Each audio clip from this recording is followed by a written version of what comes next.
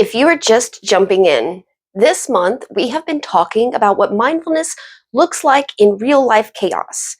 Not the polished version, not the version where everything is quiet or your schedule is open or your nervous system is regulated and you somehow in that, peaceful state have 20 uninterrupted minutes to sit cross-legged in perfect silence.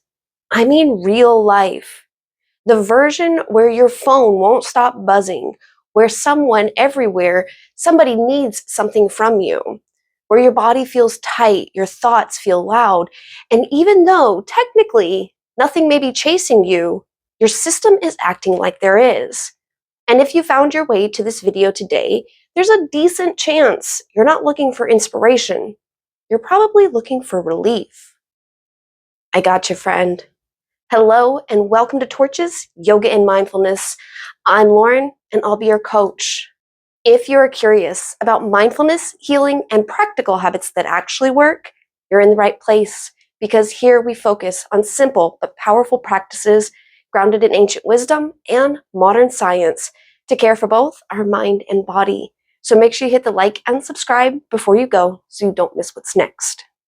So maybe your brain feels like it has 20 browser tabs open and one of them is definitely playing music, but you can't figure out which one. Maybe you've been rereading the same text 3 times and somehow still haven't processed what it says. Maybe someone asked you a simple question, something small, something ordinary, like, what do you want for dinner? And your whole system reacted like they asked you to solve some legal dispute in another language. And maybe part of you knows that sounds dramatic, but part of you also knows exactly what I'm talking about.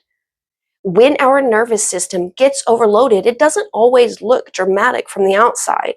Sometimes it looks like a growing to-do list only we see, but we start to procrastinate. We freeze because we don't know where to start, or we snap at people because we just don't have the bandwidth to process one more thing. We zone out, forget things, doom scroll, avoid making decisions. We're crying in the bathroom at work or sitting in the car for an extra 10 minutes because just the thought of walking into one more responsibility feels like too much. And if that is where you are right now, first, thank you so much for taking this time with me to find some support and some options and to give yourself a moment to breathe. You are not weak. You are not lazy. You may simply be operating from a brain and body that thinks survival is the priority right now. And if that's true, then we have to change the tools and methods we have been working with. Because the truth is, the same mindful practices that work beautifully when we are already regulated often feel almost impossible when we are in crisis mode.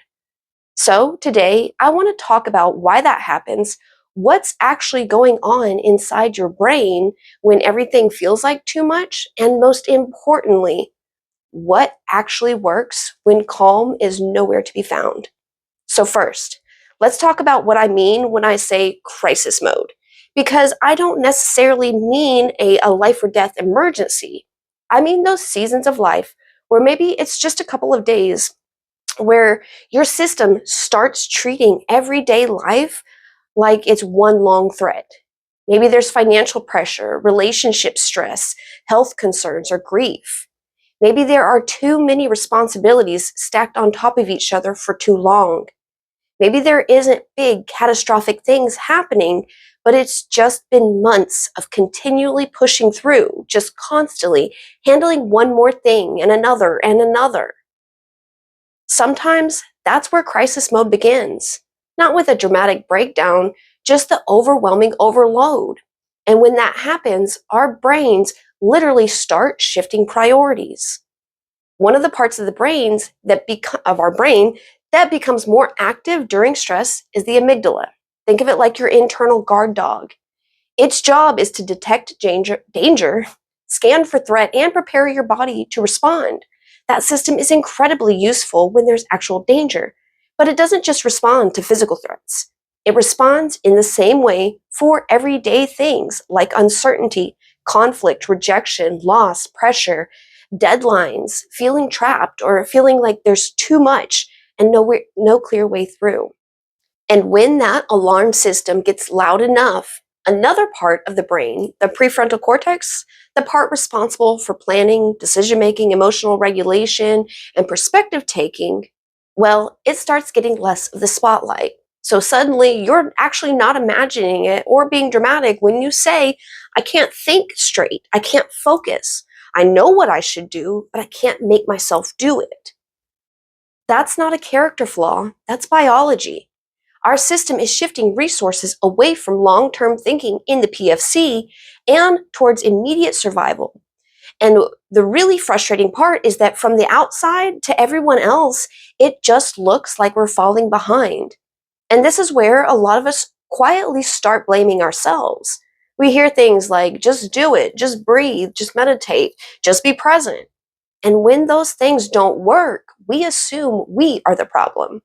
But the truth is, many mindfulness tools were built for access to attention, to stillness, and to internal safety. And in times of crisis mode, those things can feel very far away. If our system thinks slowing down isn't safe, then slowing down can actually feel threatening.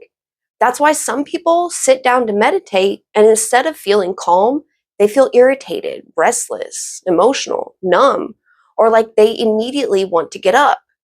And then we say, mindfulness just doesn't work for me. But most of the time, it's not that mindfulness doesn't work, it's that we're trying to use the wrong tool for the nervous system state we are in. Instead of giving our system more demands, sometimes we just need to create a little space or stepping stones. And there's another layer here that I think matters, especially when life feels heavy for a long time. When people feel overwhelmed, hurt, confused, or stuck, our minds naturally want an explanation. We want to make sense of pain. So sometimes we say things like, well, maybe it's karma, or the universe is testing me, I must be cursed, or someone is trying to tear my life apart. And I definitely understand where that comes from. When our lives feel chaotic, the mind looks for patterns, looks for meaning. It looks for a story that makes the chaos feel explainable. Like if we can blame someone or something else bigger than us, like we have no control, then maybe we could let go of the frustration that comes with that overload. But when we do that without realizing, those stories also take our power with them. Because if everything that happens in our lives is being done to us, then what exactly are we supposed to do with that? How do we grow from that or respond to it? So there is an uncomfortable but empowering truth. Not everything in our lives is random or fated or karma. Sometimes we're just living in the consequences of patterns we don't realize we are building.